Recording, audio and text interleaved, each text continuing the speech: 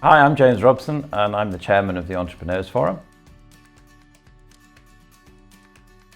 If I were giving advice to a business leader trying to scale up, the key thing would be firstly never to give up, because it is a game of being very tenacious and just keeping trying.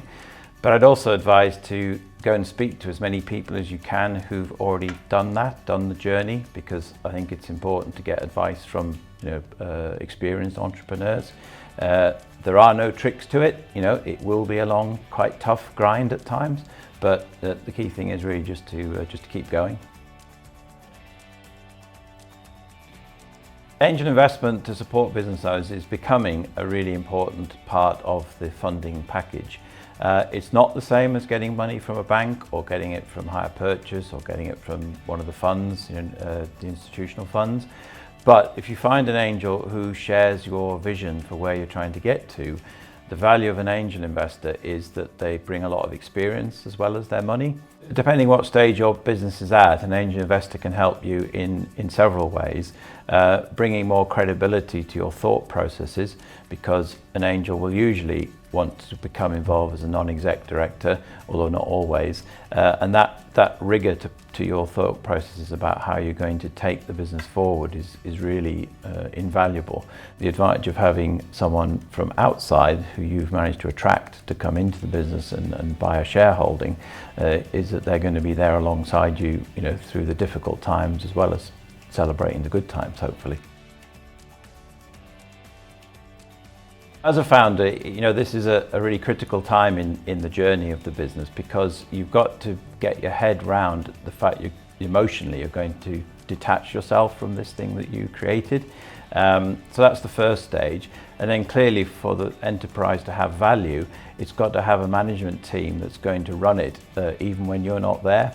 And so you've got to picture a position where, in a year or two's time, you are no longer an active part of this business's operation, because any new owner or if you're going to float the business or whatever you're going to do, the shareholders coming in are going to seriously look at that value proposition of a business without you in it. So that's probably the biggest challenge for most entrepreneurs, to get a team around them who they trust sufficiently that when they're gone and moved away, the business is still going to flourish and grow. And that's a big challenge.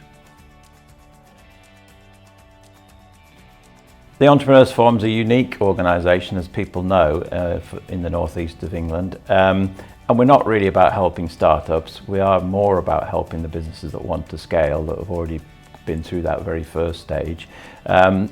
It's a lonely place, as I said, being the chief exec or the founder.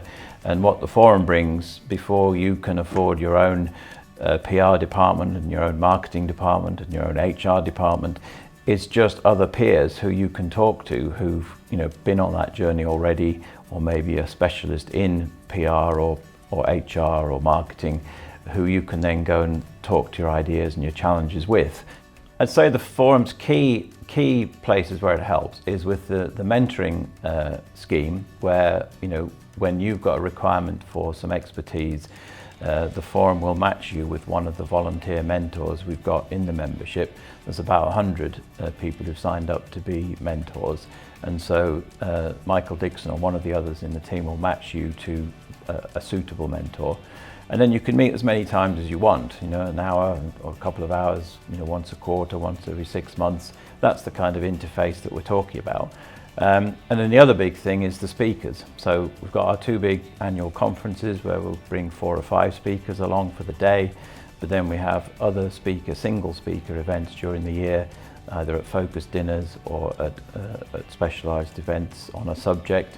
And those are very successful as well, because it brings members together, 30 or 40 members together, and they can talk and discuss that particular topic.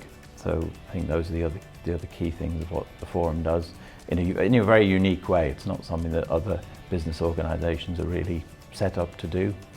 We do 40 plus events a year, and it's a very busy programme.